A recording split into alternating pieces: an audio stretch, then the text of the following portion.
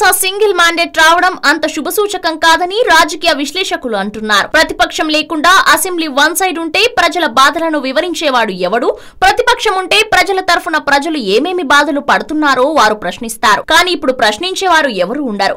కాంగ్రెస్ లో ప్రశ్నించే పెద్ద గొంతులు అందరూ ఓడిపోయారు. ఇక దీనిపై కాంగ్రెస్ నేతలు మాకే నష్టం లేదని, మేము ఓడినా ప్రజల కోసం ప్రశ్నిస్తామని ఎంత చెప్పినా పదవి లేదు కనుక వారి మాటలు అంత ప్రభావితం చెయ్యవు. ఫైర్ బ్రాండ్ లాంటి రేవంత్ ఓటమి ఖచ్చితంగా తెలంగాణ ప్రజలకు నష్టమే అని చాలా మంది అంటున్నారు. రేవంత్ ఒక విధంగా కేసీఆర్ ను తిట్టినా చాలా వరకు సమస్యలను లేవనెత్తేవాడు. ఇక సమస్యలు చెప్పి వాటి పరిష్కారానికి ప్రభుత్వంపై ఒత్తిడి తెచ్చేవాడు.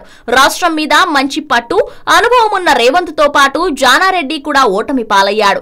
జానారెడ్డి 14 శాఖలకు మంత్రిగా పనిచేసి రాష్ట్రంలో అత్యంత సీనియర్ గా ఉన్నాడు. ఇక జానాకు అన్ని అంశాలపై లోటుపాట్లు తెలుసు. ప్రభుత్వానికి సలహాలు ఇచ్చే స్టేజ్ లో ఉన్నాడు. ఇక అటువంటి వ్యక్తి కూడా ఓటమి పాలయ్యాడు. బీజేపీలో సీనియర్ నేతలు కిషన్ రెడ్డి, డాక్టర్ కె లక్ష్మణ్, రామచంద్రరావు, చింతల రామచంద్రారెడ్డి, ఎన్వీఎస్ఎన్ ప్రభాకర్లు ఓడిపోయారు. ఇక బీజేపీ నుండి ఒక రాజాసింగ్ మాత్రమే గెలిచాడు. బీజేపీ లేకుండా పోయింది. ఇక కాంగ్రెస్ పార్టీకి చెందిన సీనియర్ కీలక నేతలు డీకే అరుణ, సంపత్ కుమార్, కోమటిరెడ్డి వెంకటరెడ్డి, జీవన్ రెడ్డి, దామోదర రాజనరసింహ, సునీత లక్ష్మారెడ్డి, పొన్నం ప్రభాకర్, సుదర్శన్ రెడ్డి, ఉత్తమ్ పద్మారెడ్డి, పొన్నాల లక్ష్మయ్య, కొండా సురేఖ, సత్యనారాయణ, ముఖేష్ గౌడ్, చిన్నారెడ్డిలు ఓడిపోయారు. ఇక CPM, CPI, Telangana Jana Samithi address లేవు. టీడీపీ విషయానికొస్తే 2 సీట్లు గెలిచింది. వారు తెరాసలోకి వెళ్తారని టాక్. ఇక 21 మంది ఎమ్మెల్యేలు గెలిచినా కాంగ్రెస్ లో కొత్తవారే ఎక్కువ. ఇక బలంగా లేని ప్రతిపక్షం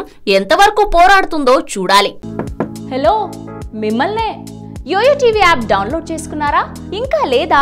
మీ యాప్ స్టోర్ కి వెళ్ళి వెంటనే డౌన్లోడ్ చేసుకోండి. ఈ వీడియో గనుక మీకు నచ్చినట్లయితే లైక్ చేయండి, షేర్ చేయండి అండ్ సబ్స్క్రైబ్ చేయండి.